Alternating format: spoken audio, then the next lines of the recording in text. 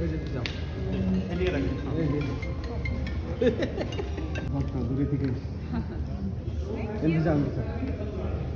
Guys, সবাই কেমন আছেন? আশা করি সবাই ভালো আছেন। আমরা অনেক ভালো আছি। আমার সঙ্গে আছে শাহিন, এদিকে আছে আমার মা বেবিকে নিয়ে। তো আমি আজকে যাইতাছি আমার স্বপ্নের নায়কের সাথে দেখা করতে। মানে আমি এত এক্সাইটেড, আমি বলতে পারতেছি না। শাহিন, তুমি কিছু বলে দাও, মানে আমি খুবই এক্সাইটেড আর কি। তো আমরা আজকে শাকিব খানের সাথে দেখা করতে যাচ্ছি। তো শিরিন অনেক এক্সাইটেড, বিশেষ করে আমিও অনেক এক্সাইটেড, কারণ ছোটবেলা থেকে শাকিব খানের সিনেমা দেখতাম। তো আজকে যে রিয়েলে দেখতে পারবো আমরা কখনোই ভাবি নাই, তো সেই জন্য অনেক এক্সাইটেড। তো এটা আসলে সম্ভব হয়েছে শফিকুল ইসলাম ভাই এবং রাকিব মামুর জন্য। তো শফিকুল ইসলাম ভাই এবং রাকিব মামুকে অসংখ্য ধন্যবাদ যে এত একটা বড় একটা কাজ করে দেওয়ার জন্য।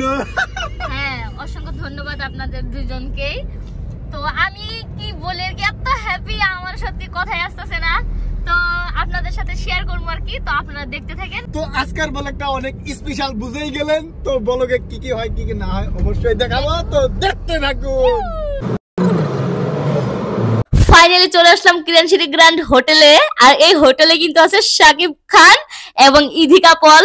আর ইধিকা পলের কথা তো বলতে ভুলেই গেছিলাম গাইস। তো ওইদিকে দেখেন হোটেলের ভিতরে চলে আসলাম। আর হোটেলটা দেখতে এত সুন্দর, দেখেন 5 স্টার বলে কথা, সুন্দর তো হবে তাই না। আর এদিকে সাহিল তো বসে আছে, একটু হাই দিয়ে দিলাম, ও একটু হাই দিয়ে দিল। আর এখানে দেখেন বেবি তো অল্প দুষ্টামি করতেছে আমার সাথে। আর আমি তো এখানে পুরো একদম বসে আছি, গামছাগুলো নিয়ে ওয়েটিং করতেছি কখন বের হবে শাকিব খান। তো ফাইনালি শাকিব খান এসে গেছে। ও মা গো, আমার দিকে তাকিয়েছে। আমি মনে গেলাম কি যে করি, কোথায় যে যাই, আল্লাহ।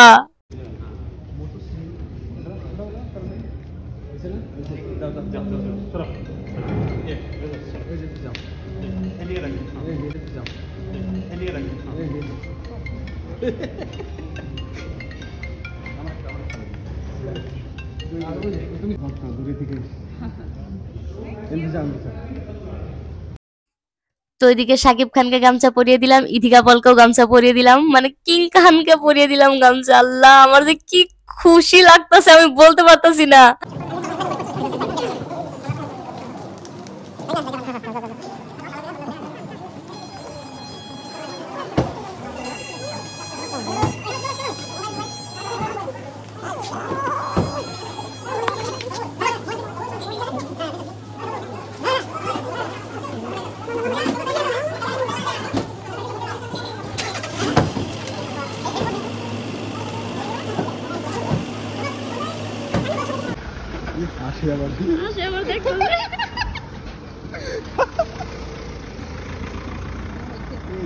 Hey guys, তো ফাইনালি শাকিব খানকে দেখলাম, তো দেখতেই পারলেন। আর শিরিন গামছা পরে দিল।